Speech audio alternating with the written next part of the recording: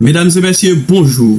Pas oublier que vous sous Chanel pour la rebâti Haïti TV et que ou avec petit garçon Gerson Cadet, souffle au carré les mousquetaires le positiviste. Eh bien, nous porter une vidéo pour sous question assassinat Jovenel Moïse 7 février 2021, 7 février 2025, ça fait exactement 4 ans depuis que vous rentré la caille, le président de la République, vous assassiné et jusqu'à présent, il n'a pas qu'à joindre justice. Eh bien, petit garçon, Jovenel Moïse, te devant caméra, il t'a bail détail sur la mort papale. Et il dit clair que faut qu'il y ait lumière qui fait sur la mort papale, ancien président. Et il tout présenté tête li pour demander excuse parce qu'il dit stress te fait que il pas de parler avec peuple là et il était orienté un peu dans la musique et il dit que il étudiait sciences politiques tout pour y aller un petit gens prêt pour lui parler et que pour que gain ça relé une vérité une lumière qui baille sous ça relé la mort papale. Eh bien, pas oublier que sous Chanel pour la rebâti Haïti TV, nous aimons en pile. Seule façon que vous pouvez aider nous faire Chanel la avancer, c'est quitter un like, un commentaire et puis partager dans tout groupe WhatsApp, Telegram, Facebook, quel que soit côté pour aider Chanel la grandir. Eh bien, Jovenel Moïse lui parlait, lui dit que PHTK a quitté Papal depuis avant campagne fini. Eh bien, nous pas arrêter bon détail, attendre vidéo pour jusqu'à ce qu'elle finisse parce que pour aller suite dans vidéo pour que pour comprendre qui j'ai toute étape pour aller. Eh bien, avec nous Jovenel Moïse et puis n'a tourné pour commentaire. Merci. Un exutoire pour la souffrance, c'est aussi une thérapeutique. Ouais. Est-ce que c'est comme ça que tu la vis, ta vie artistique? Est-ce que le côté musicien, le côté chanteur est ta façon à toi d'exorciser le mal en toi, le mal de la souffrance, le mal de l'assassinat de ton papa? Oui, à un certain niveau, bien que je ne veux pas résumer toute mon expression artistique à l'événement, triste événement de l'assassinat de mon père en 2021, mais effectivement, comme tu viens de le dire, l'expression artistique, c'est l'expression la plus profonde. On ne se ment pas quand on crée. Donc, tout ce qu'on a, c'est ce qui va ressortir, justement. Donc, pendant ces dernières années, l'émotion qui m'habitait le plus, c'est la peine, c'est la mélancolie, c'est de la colère aussi, à un certain niveau. Donc, ça ressort dans ce que je crée, ça ressort dans ce que je fais, mais aussi le renouveau. Parce que, comme je l'ai dit en introduction, je suis en train de réapprendre plein de choses, comme une personne qui a été handicapée, puis qui doit recommencer à apprendre à marcher et tout ça. Donc, je réapprends beaucoup de choses émotionnellement, je me réapprivoise et l'expression artistique me permet de le faire, donc je touche à différents sujets. Mais dans ma tête, il y a une distinction claire entre Jovenel Moïse, la personne, Jovenel Moïse, le fils du président, qui justement doit se battre pour que lumière soit faite sur cet événement, et Jovenel Moïse, l'artiste. Même si que je le sais, ces trois entités se rencontrent volontaire ou involontairement, mais j'essaie de me placer dans les trois mondes.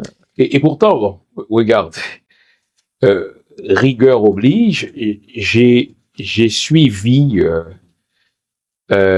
les productions que tu as partagées avec le public. Il y a un moment où c'était la tristesse, bien sûr, ça, ouais, c'est ça. Mais tu as chanté aussi l'amour. Définitivement. Tu parles d'un individu, d'une personne qui est importante pour toi. Donc, tu chantes, oui, la souffrance, un exutoire. Pour la souffrance, c'est aussi une une thérapeutique. Ouais. Est-ce que c'est comme ça que tu la vis, ta vie artistique? Est-ce que le côté musicien, le côté chanteur est ta façon à toi d'exorciser le mal en toi, le mal de la souffrance, le mal de l'assassinat de ton papa?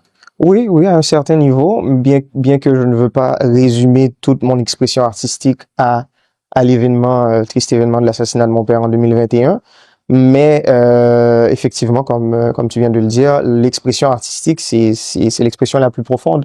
On ne se ment pas quand on crée. Donc, tout ce qu'on a, c'est ce qui va ressortir, justement.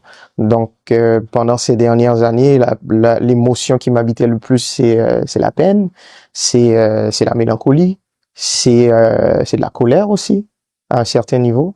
Donc, ça ressort dans ce que je crée, ça ressort dans ce que je fais, mais aussi le renouveau.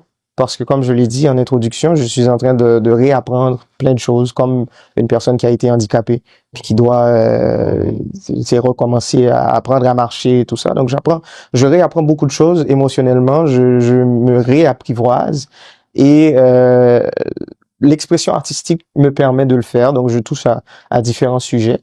Mais dans ma tête, il y a une distinction claire entre Joverlin Moïse, la personne, Joverlin Moïse, le fils du président, qui justement doit se battre pour que lumière soit faite sur cet événement, et Joverlin Moïse, l'artiste. Même si que je le sais, c'est trois entités se rencontrent volontaire ou involontairement, mais j'essaie de me placer dans les trois mondes.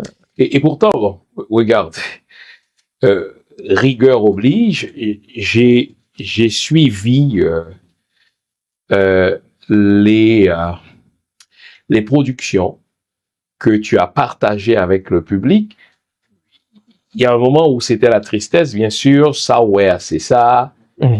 Mais tu as chanté aussi l'amour. Définitivement. Tu parles d'un individu, d'une personne qui est importante pour toi. Donc, tu chantes, oui, la souffrance, tu chantes l'amour, mais, à moins que je me trompe, tu chevauches plus la langue de Shakespeare, l'anglais, que le créole ou le français. Est-ce que l'anglais a été pour toi l'instrumentum, l'instrument le plus facile pour dire ton mal? Explique-nous ça un peu. En fait, il y a plusieurs éléments de réponse à cette question, mais vraiment, on me l'a rarement posé cette question. En fait, premièrement, c'est la langue avec laquelle j'ai commencé à chanter, que j'ai utilisé exactement mes premières sessions au studio, c'était ça. Je ne sais pas pourquoi, ça a été un choix anodin. Puis l'anglais n'est pas nécessairement ma première langue ni ma deuxième langue non plus. Donc c'est ça. Et l'autre élément, c'est que j'aime commencer par le défi. J'aime commencer par la chose la plus difficile à faire. Et ensuite, découler tranquillement vers ce qui est plus facile, plus admissible. Donc l'anglais, pour moi, ça a été un défi personnel. Je me suis dit, écoute, pourquoi ne pas m'améliorer en utilisant la langue? Pourquoi ne pas faire de la poésie en anglais? Ça a commencé comme ça.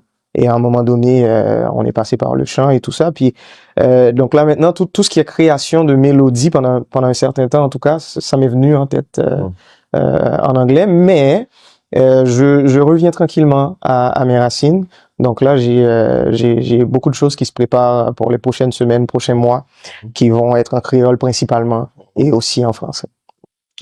L'haïtien est très sentimental. Définitivement. Et donc, quand l'un des nôtres brille, bien sûr, on sait que quand le message passe, quand l'inspiration vient, elle descend dans une langue et souvent c'est même cette langue-là t'est imposée.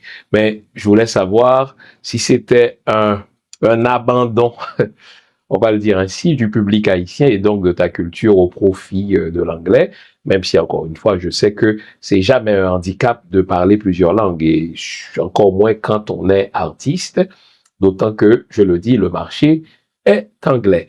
enfin, est américain. Ouais. Alors, content de savoir que tu chanteras aussi, je n'ai pas dit tu chanteras seulement, mais tu chanteras aussi en créole. Ton public haïtien ne pourra que s'en réjouir. Ouais, en fait, là, en ce qui me concerne, là, je pense que c'est universel. En fait, là, on n'a pas de langue. La langue, c'est primaire comme forme de communication à un certain niveau, parce qu'on communique aussi les émotions, on communique aussi le ressenti. Dans une chanson, par exemple, on comprendrait absolument rien, on peut comprendre les émotions. Donc ça c'est la première des choses. Et en plus, quand on se rappelle de nos racines, nous Haïtiens, nous venons de l'ouest de l'Afrique, et nous venons de sociétés où en moyenne ça parle 5-10 langues. Donc on est un enfant de 6 ans parle 6-7 langues, c'est tout à fait normal dans nos sociétés africaines. Donc jouer avec la langue ne touche pas nécessairement à l'art. En ce qui me concerne, l'art vient avant, l'art vient en amont. Cependant, oui, il faut rester attaché à ses racines, il faut rester attaché à sa culture, à son environnement. 4 ans plus tard, quand tu y repenses, est-ce qu'il y avait des signes avant-coureurs? Tu étais très proche de ton papa, on le savait. Tu étais même un conseiller informel de ton papa. Je t'ai rencontré en une circonstance particulière quand ton papa était président. Tu étais venu à Montréal dans le cadre d'une rencontre avec des gens d'affaires montréalais et j'ai eu le bonheur de te rencontrer. Donc, tu étais conseiller de ton papa. Donc, tu étais très proche de ton papa. Dis-moi, 4 ans plus tard, donc lorsque tu y repenses a posteriori, là, est-ce qu'il y avait des signes avant-coureurs qu'aujourd'hui tu interprètes autrement et qui annonçaient l'assassinat de ton papa? Bien sûr, 4 ans plus tard, c'est beaucoup plus simple de répondre à cette question aujourd'hui. Cependant, si je me replace en 2021 et je me replace les quelques semaines qui ont précédé, quelques semaines et mois qui ont précédé le 6-7 juillet, il n'y avait pas de signe tangible qui allait avoir un assassinat. Et de toute façon, je m'en rappelle, on rentrait d'un dîner, moi et ma conjointe et ma fille aussi, de chez mon père, où mon père, il nous racontait un peu... À quelle date? Nous sommes à peu près 1 mois et demi, 2 mois avant l'assassinat. Donc le mois de mai, à peu près, avril, mai, exactement. On rentrait d'un dîner tard le soir et mon père venait de nous expliquer un peu, en fait à toute la famille, moi j'étais pas mal au courant de ce qui se passait, mais à toute la famille, il venait de nous expliquer les défis. Il venait de nous expliquer la complexité du problème. Il venait de nous expliquer... La complexité du problème ou bien de la fonction?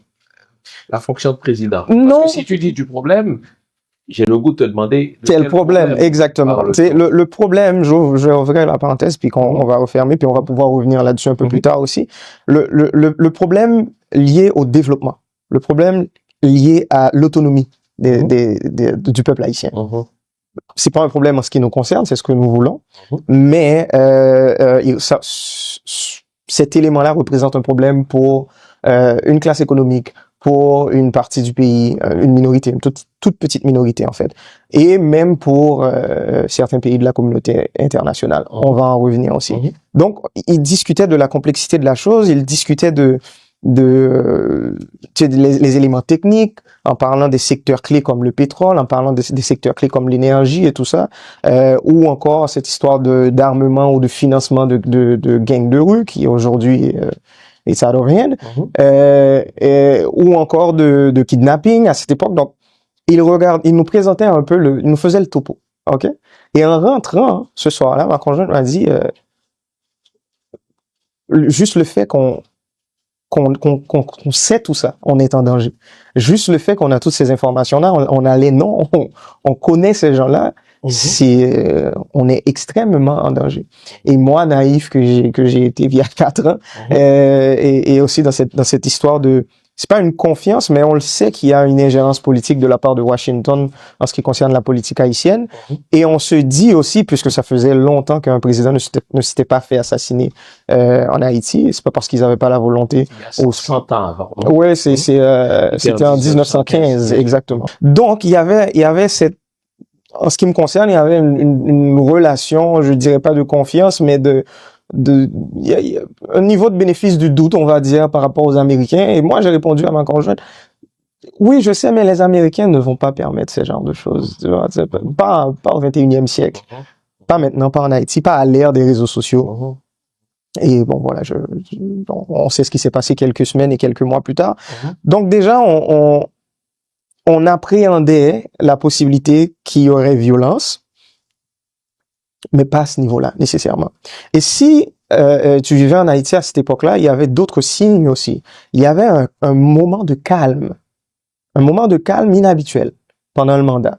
Parce que depuis le pays LOC. Depuis le pays LOC, exactement, c'était l'enchaînement de pays LOC de 2018 à 2020, fin 2020. Donc là, on est en 2021, il y a un moment de calme, il y a quelques mois de calme, on parle plus d'élections, on parle de référendum constitutionnel, on parle d'électrification 24/7, 24 sur 24. On parle des gros projets d'infrastructure. Donc, on le sent qu'on est en train de poser la base pour un développement durable. C'était ça, l'énergie. Cependant, le calme ne s'expliquait pas. Parce que pourquoi les gens qui ont passé les 2-3 dernières années à tourner Port-au-Prince à l'envers, ils se sont arrêtés du jour au lendemain. Exactement. Pourquoi ils se sont arrêtés? Donc, moi, j'avais compris que, parce que mon père me l'avait dit, il a eu les informations, les renseignements nécessaires. Et lorsqu'il s'est rendu compte que mettre un point à ce qui se passe au niveau de l'insécurité, tout ça voudrait dire, à un certain niveau, arrêter 90% du pays, élite économique et politique incluse. Donc, il les a parlé pour justement les informer que, écoute, je détiens l'information, il va falloir que vous vous arrangez. Et ça peut pas se continuer. Donc, moi, je me disais, c'est peut-être le message qu'ils ont reçu. Mais c'était pas ça. C'était pas ça, on le sait aujourd'hui, c'était une préparation. C'était une période de préparation, en fait. Parce que ce genre de crime demande de la préparation, demande du financement, demande les alliés nécessaires. Donc, il y a eu cette période. Au niveau personnel, mon père me semblait vraiment bien, confiant de ce qu'il faisait, confiant de la direction dans laquelle il allait. Jusqu'à 2-3 jours avant la fin de semaine, en fait, la fin de semaine qui a précédé le 7 juillet, exactement. Donc, on parle de samedi, peut-être 3-4 juillet. Lorsqu'il a procédé au changement du premier ministre, il m'avait appelé, j'étais au Cap-Haïtien, j'étais sur un chantier. Et moi, je lui ai dit, mais c'est pas le bon moment. Je comprends pas. On est calme, on travaille sur le référendum, on a un texte de la nouvelle constitution qui est disponible, tout le monde, pour consultation. On parle d'élections. Il reste 6 mois. Les projets avancent. Pourquoi changer de premier ministre maintenant? Avec un peu de recul aujourd'hui, et si on veut faire de la politique pratico-pratique, ça n'a pas été une décision personnelle. Ça a été une décision, en fait, un résultat direct de l'ingérence politique. OK? Ce changement. Politique de qui? De la communauté internationale, plus précisément Washington. On peut dire les choses comme elles sont. Dis-nous en plus. OK. Pourquoi? Parce que les gens, j'ai vu une entrevue l'autre jour, il y a un autre président européen qui parlait de la politique américaine. Et je vais prendre cet élément comme exemple, en fait. Et il mentionnait que au moment où le président américain, il devient président après son investiture, il y a des messieurs qui arrivent en costard, cravate noire et qui viennent lui dire exactement comment va fonctionner son mandat, en fait. Ce n'est plus sa volonté, sa direction, non. C'est un système. Appliquons à Haïti. OK, maintenant, appliquons à Haïti. Donc, déjà, dis-toi, pour Washington, pour un président américain, c'est le cas. Donc, imagine pour Haïti. Déjà, le choix de savoir qui va être président, c'est un faux choix. Ce qui me concerne, et ça c'est le futur politologue qui parle, parce que j'étudie en politique, c'est un faux choix. En fait, si lors des élections en Haïti pendant les dernières décennies, vous avez le choix entre 100 candidats, il y a à peu près, il y a une seule administration qui a choisi ces 100 candidats-là. Donc, tu es en train de dire que ton papa, indirectement ou directement, si je suis ta logique, c'est le choix de Washington comme président aussi. Tous les candidats ont été le choix de Washington. Peu importe celui que le peuple y vote. Et donc, je déduis, puisque tous les candidats étaient le choix de Washington, ton papa est un élément de ce tout, il est élu avec la bénédiction de Washington. Initialement, oui. On est sûr. Initialement, Qu'est-ce que oui. ça veut dire initialement? Pourquoi? Parce que il va grandir, il va évoluer dans son poste. Et à partir du moment qu'il va se rendre compte qu'il a les mains liées, à partir du moment qu'il va se rendre compte que même si que sur papier, c'est lui le président, mais en fin de compte, ces décisions ne dépendent pas de lui, il va se détacher de ce système. Il va se retourner contre ce système. Et ça a commencé à partir de 2018-2019, lorsqu'on a commencé avec les vagues de pays log, justement. Parce que c'est à cette époque-là où il a changé des politiques publiques simples, assez simples, mais qui a révolté beaucoup de gens. Par exemple, une limite par rapport au prix des voitures que l'administration publique pouvait acheter. Donc, plus de blindés à $250 000, il y a une limite à 70 ou 75 000 $, je me rappelle plus. Donc déjà, ça a fait des mécontents parce qu'il y a des gens qui faisaient de l'argent avec ce genre de dossiers. Moi, mon rôle, c'est de te pousser à te vider le cœur. Il y a des gens, il y a 12 millions d'Haïtiens, on s'entend. Ce ne sont pas les 12 millions qui bénéficient de cela. Qui avait ces contrats-là d'achat de blindés? Était-ce Dimitri Hérard? Était-ce le chef de la police? Qui? Ok. Pour mieux répondre à cette question, il faut regarder la chose dans son ensemble. Il ne faut pas rester trop proche de la question, sinon on la voit mal. Reculons un peu, prenons un peu de recul. La chose qu'il faut comprendre en politique en Haïti, c'est que le pays, en général, est dirigé par quelques centaines de personnes. Qui? Économiquement et politiquement. Allons-y. Ok. Et donc, la classe économique et la classe politique. Peut-être, je te donne quelques noms. Les Bito, mais tout le monde les connaît. Les Madsen, très bien. L'information publique. Voilà. Cependant, donc ça c'est important parce que l'autre jour j'avais une discussion avec un très bon ami et lui il me disait à un moment donné, faut que nous prenions responsabilité, nous pour qui ça nous pas. Et après je lui ai demandé, mais il va falloir définir le nous. Oui. C'est qui nous? Et c'est comme tu viens de dire, le nous, c'est pas les 12 millions haïtiens.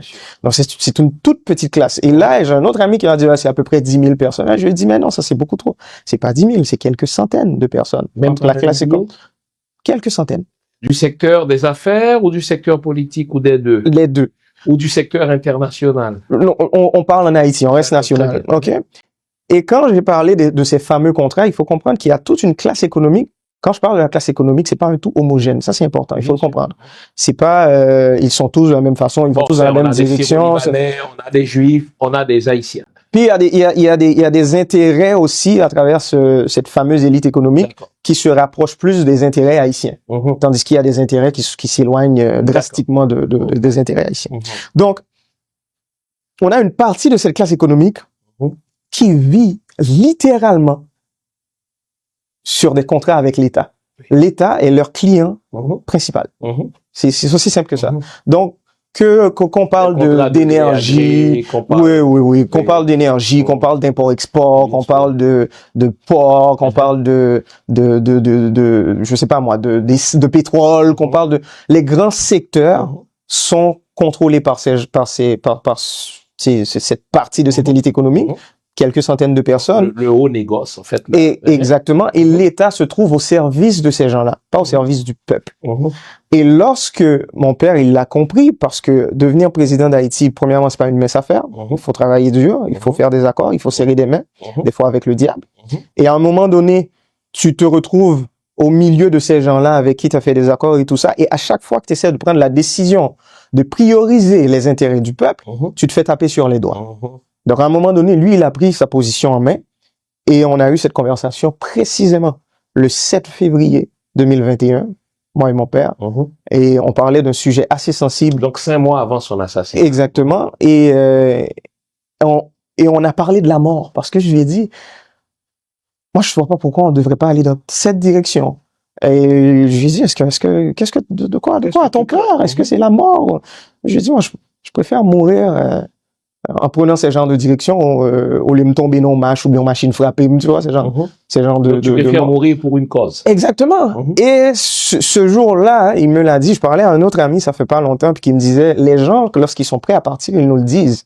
Moi, mon père me l'a dit 5 mois avant. Il m'a dit, moi, je suis prêt, j'ai fait tout ce que j'avais à faire. Et dans la direction où je vais aller dans cette direction. Était-ce une posture ou une conviction? Quand il a dit... Pure conviction. Pure conviction. Connaissant Jovenel Moïse, il n'est pas capable de Et c'est pour ça qu'il a gagné les élections, en fait. Il est pas capable de bluffer. Il est pas capable, pour lui, c'est comme s'il respectait pas son autonomie en tant qu'être humain. Faire les choses à moitié. Tout ce qu'il te dit, il te le dit, à 120%. Et il prend la direction, il prend la direction, hein. C'est simple que ça. Intégrité journalistique, mais intellectuelle oblige. Ce n'est pas toujours comme ça qu'on perçoit ton papa. Beaucoup, on va se dire les vraies choses. Et c'est à toi de répondre. Et je veux préciser pour le public. Jovenel répond en tant que fils. On s'attend à ce qu'il présente une image favorable de son papa. Mais il faut pas lui en tenir rigueur. C'est pas lui le président élu. Lui, il n'avait pas de charge publique. Que réponds-tu à ça? Deux choses, en fait. Avant de répondre à la question directement, je tiens aussi à le dire, c'est pas une correction, en fait, c'est juste que je mentionne mon point de vue là-dessus. Lorsque je parle de mon père, je fais un effort particulier pour être le plus objectif possible. Okay? Et je tiens aussi à le dire publiquement, avec mon père, on n'a pas toujours été d'accord avec tout. On a toujours eu nos différends. Comme par exemple, il y a certaines décisions politiques qui ont été prises. Moi, j'étais pas d'accord, personnellement. Et lesquelles? Activement, en fait. Mais par rapport à la communication, par exemple, parce que là, tu viens juste de mentionner que c'est pas comme ça que les gens ils l'ont perçu. Et moi, j'avais compris que depuis début de l'année 2018, en fait, que il y avait justement cette volonté au sein de son cabinet. On lui demandait d'arrêter de s'exprimer publiquement trop souvent, parce que de son investiture le 7 février 2017 à peu près juillet 2018, il parlait à peu près une fois par semaine. Il était présent, il était dans les émissions, il y avait de la communication. Les membres de son cabinet lui a demandé d'arrêter de faire ça. Écoute, Monsieur Moïse, Monsieur le Président, vous avez des porte-paroles, il faut les laisser faire leur travail, parce que, voilà, quand vous parlez, ça nous éclipse. Exact. Moi, j'étais contre. J'étais contre cette décision parce que je lui disais toujours, en fait, je le voyais le dimanche matin, lorsque je passais le voir un dimanche matin, il prenait son assiette, allait à la cuisine, se servait un plat de maïs, puis ça, Monsieur Chital, il mangeait, et puis moi j'étais comme, tu vois ça, tu dois le montrer au public, parce que ça c'est toi.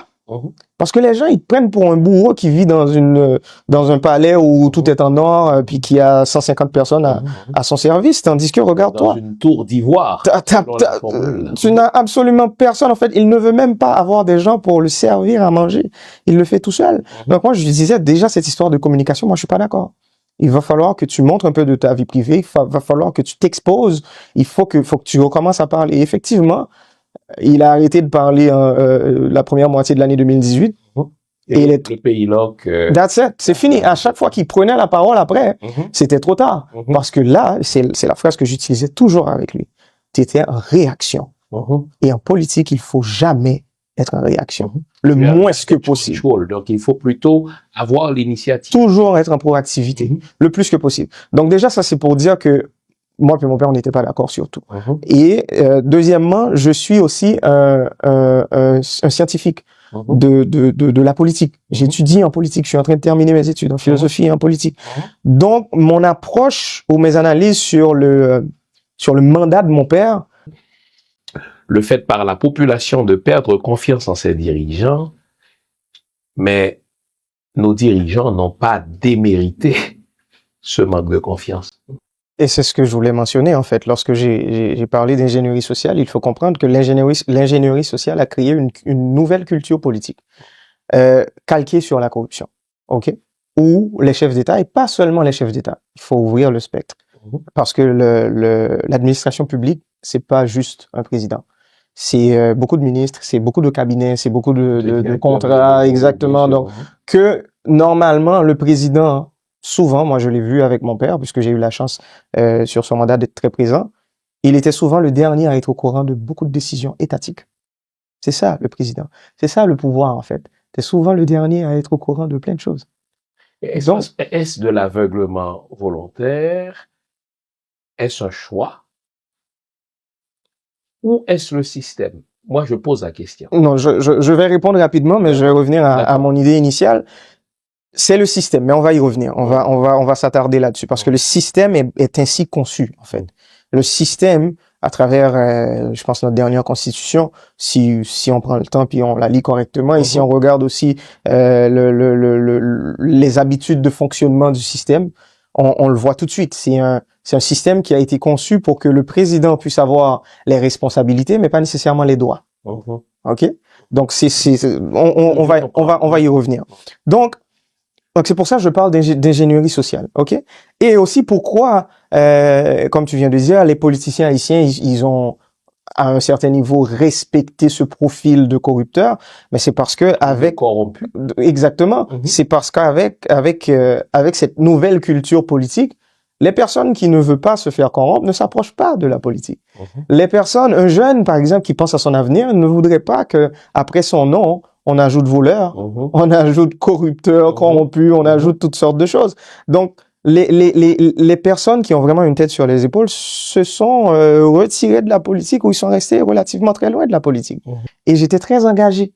Il y avait un concours à l'Alliance française et le texte, c'était « Si j'étais président ». C'était ça le texte. On est en 2009. Là. De la République. Pour le nombre, tiens, chanter cela. Bon, ok. Donc là, il partait le texte, il donne un titre, puis là, tu écris. Moi, j'ai préparé mon texte et tout, et mon père, je lui ai demandé de porter correction à ce texte. Et là, il m'a dit, je te comprends pas, tu vas dans quelle direction là? C'est quoi cette histoire de politique? Mais tu vois pas ce qui se passe autour de toi. T'as jamais, ou pas, je me fais nouvelle. Et là, je suis comme, mais non, m'intéresser à ce qui se passe. Chez moi, je veux pas être acteur politique. C'est juste que pour ton regard critique sur ça qui a passé. Un engagement citoyen. Exactement. Donc déjà, même mon père, comme je te l'ai dit, mettait en garde. Il était très distant par rapport à la politique. De ce fait, lorsqu'il a décidé d'accepter de devenir candidat, il m'a fait rentrer de Montréal. Il m'a fait rentrer de Montréal une fin de semaine. Je suis arrivé au Cap-Haïtien, au Trou du Nord, au nord-est d'Haïti. Je suis resté là 8 heures de temps, juste pour qu'il puisse m'annoncer qu'il va être candidat. Et ensuite, je devrais repartir le lendemain parce que j'avais un examen le lundi matin. Revenir à Montréal. Donc, cette histoire politique, ça a été genre, ça a été assez, il était ambivalent par rapport à ce choix politique. Et l'une des choses qu'il a pris le temps de me dire pendant la rencontre, ça pour le dire qu'il y a une candidat, il m'a dit, écoute, je le vois comme une opportunité d'aider réellement. Les gens l'auront compris, j'ai eu une déformation de ma formation. Je suis historien de formation, donc je suis un fil chronologique. Tu dis, lorsque ton papa devait t'annoncer qu'il serait candidat, nous sommes 2015, 2016, bien sûr. Ton papa t'a annoncé qu'il allait être candidat à la présidence parce qu'il était le choix du président d'alors, Michel Martelly. Tiens, en bas les créoles. Président Aristide Telan, son phrase, non discours, parrain châtela, manger châtela, même moun fou saisi. C'est le langage très sibyllin de Jean-Bertrand Aristide pour dire ce que tout le monde comprend, que Martelly a fait nommer Jovenel et il l'a assassiné au point que même les fous sont surpris. Était-ce un piège? 4 ans plus tard, nous sommes 2015, donc 10 ans plus tard, tu regardes la chose a posteriori. Est-ce que tu t'es dit, putain, il a entraîné mon père dans une espèce d'attrape-nigo, dans une souricière pour être son jouet, et lorsque ton père a voulu échapper à son contrôle, il l'a bouffé tout cru. Enfin, on essaie de comprendre le jeu de mots d'Aristide. Parrain châtela, manger châtela, même mon fou saisi. Toi, faisons une petite digression là. Ouais. En fait, premier bagage m'a dit, c'est que il est vraiment important que moi me toujours rappeler que jusqu'à présent, nous avons enquête en cours, nous avons non capacité, on a les preuves nécessaires que nous avons à administration judiciaire qui concerne soit Haïti, soit au niveau international, pour nous assurer que les noms, nous pas juste citer dans la presse, nous pas juste dire nous penser, nous croire que non, faut que ça soit tangible. Et je pense que ça me dit aujourd'hui, là, c'est exactement le même bagage, moi, de 4 ans, là, de parler de ça. Donc, est-ce que je vais dire que telle personne, on parle de Martelly. Oui, exactement. Pour me dire, Martelly fait ci, fait ça, et puis ça a été un grand piège, en fait, étalé sur 10 ans. M'pas qu'à dire parce que m'non poursuite juridique, parce que moi-même m'obligé dans le niveau ça aurait été le plus neutre possible. Mais je ne peux pas non plus être celui qui va commencer à mettre des étiquettes sur des noms et le faire publiquement parce que ça va juste retirer en niveau sérieux dans des démarche juridique que m'a faire. Parce que je l'ai dit à un membre de la famille depuis 2021 qui voulait poursuivre des gens mais avec des noms, comprendre, mettre des noms mon sur liste et puis poursuivre tout le monde en même temps. Et je lui ai dit non, ça c'est un acte politique. Et mon a répondu moi avec raison que tout à fait. Assassinat, c'est un assassinat politique. Faut un acte politique. Et je lui ai dit oui. Tu fais un acte politique, ils vont te répondre par un acte politique. Et ou pas national pour continuer à goumer avec politiquement qu'on y a. Tandis que, si on était dans le juridique, là, ou plus ou moins qu'à continuer à goumer avec eux, ou plus ou moins qu'à porter preuve, ou plus ou moins qu'à faire bruit, ou plus ou moins qu'à faire balance l'empanché. Donc c'est, et je pense que c'est ça bonne raison quelques années plus tard, parce que, justement, acte politique que tu fait backlash, les retourner sur lui, parce que tu t'es attaqué à des gens qui sont sur le pouvoir, des mondes qui carrément fait non ou paraît dans le dossier, des mondes qui, moi je l'ai déjà vu en Haïti, des mondes qui font numéro patent en compagnie paraît son rapport que ça fait aucun sens. Donc faut vraiment faire attention. Moi je savais, j'ai choisi mon combat, même si je voulais que le clair que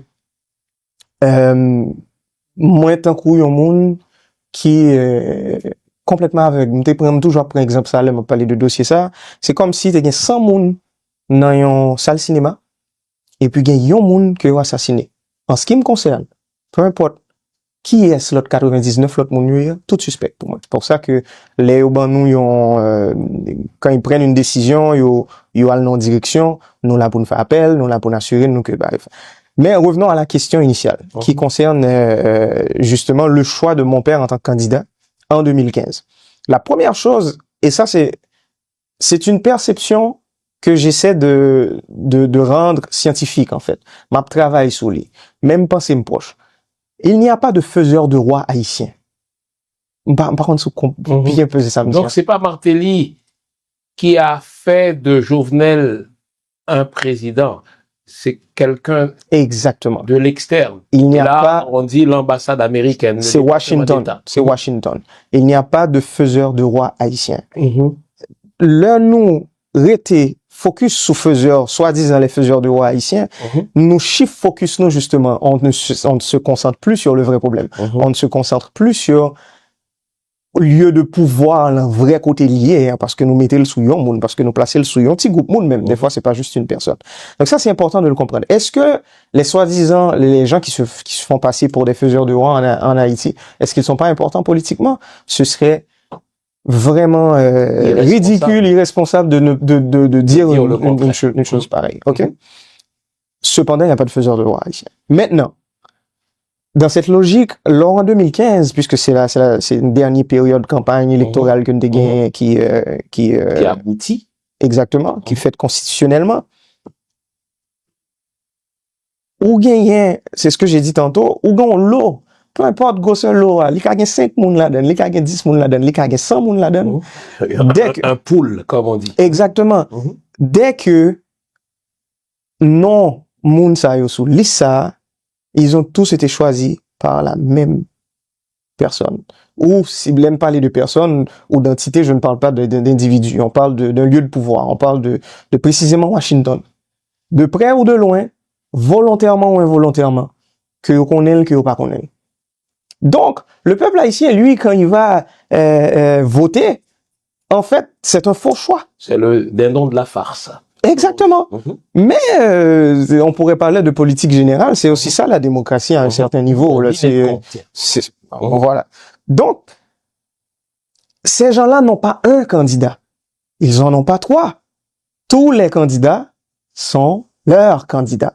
Peu importe monde qui gagne, ça les dérange pas. Ils ont pas un profil préféré. OK, maintenant, ils donnent à peu près tout le monde même moi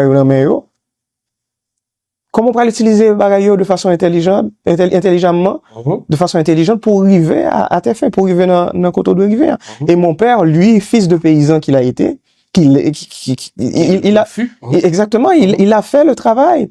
Il l'a fait de l'extérieur vers l'intérieur. Il n'est pas parti de Port-au-Prince en pensant que le pouvoir est à Port-au-Prince, ma campagne doit se concentrer sur Port-au-Prince. Donc, il réussit débalancer bagaille pendant la campagne là. Pour le réussir, mettez tête en position favorable pour le vin président, comme il l'est devenu, je pense, fin 2016, puis l'investiture, justement, en février 2017. Cependant, il y a un autre point important. Les gens, ils oublient. Entre 2015 à 2017, il y a eu un gouvernement de transition. Avec Prévert. OK? Entre 2015 à 2017, il y a eu 2 élections qui ont été annulées. OK? Et dans chaque élection, mon père était le gagnant. Donc, ce qui veut dire, le système, à un moment donné, est-ce que le système voyait qu'il y avait un déviant, qu'ils étaient en train de construire un déviant, qu'il allait probablement plus tard changer d'avis, qu'il allait probablement plus tard rester sur ses positions sans ne pas quitter tête l'influence? Est-ce que c'était ça? Mais une chose est sûre, et ça, par contre, si un peu le monde connaît, mais moi, je vais vous le dire. Lorsque Prévert est devenu président de la République, après le départ de Martelly en février 2016,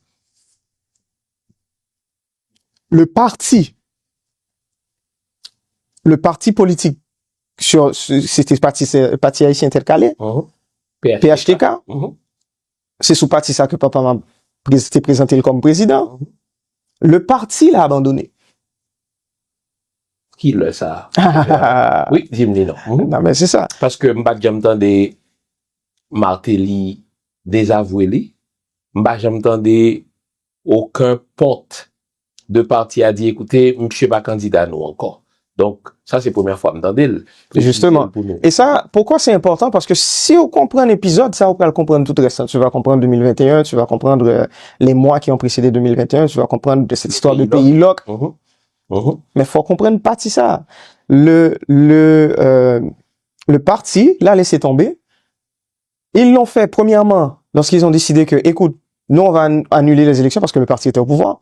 On annule les élections, puis 7 février c'est rendu. Le parti était au pouvoir. PHTK était au pouvoir. Donc oui, c'est Martelly qui organisait des élections. Exactement. Mais après c'est Prévert. Oui, mais avant d'arriver à Prévert, Martelly aurait pu terminer les élections.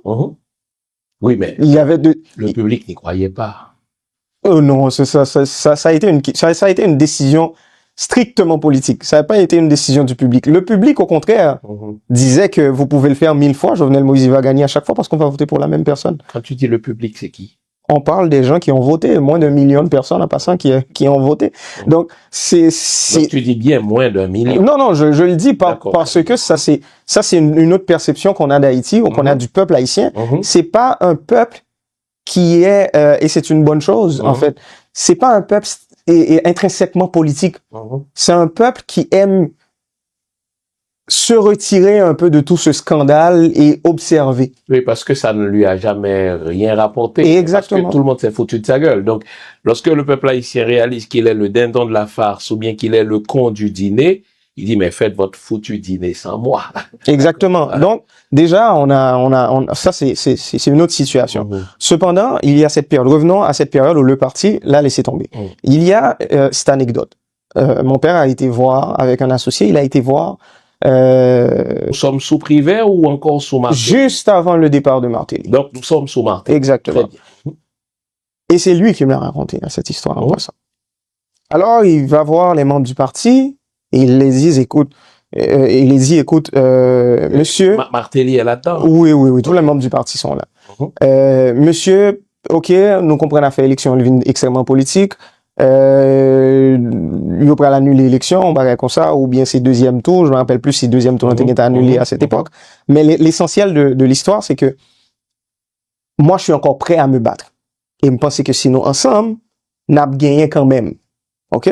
Donc là, il a dit, écoute, moi-même, il avait 2 millions de gouttes sur lui. Avec son associé, il a, avant l'entrée dans la réunion, il a associé un bon million de gouttes, qui est un bon million.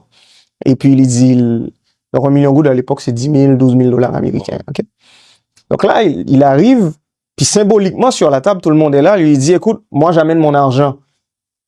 OK? Je m'y mets. Je vais me mettre dans la balance, on fait bagaille ensemble, on va avancer. Il a mis Il a mis son argent. Mhm. Et l'autre associé a mis l'argent aussi. Mhm. Il y a un des membres du parti qui s'est levé, qui a pris l'argent. Et il a dit, moi, je m'investis assez dans bagage ça.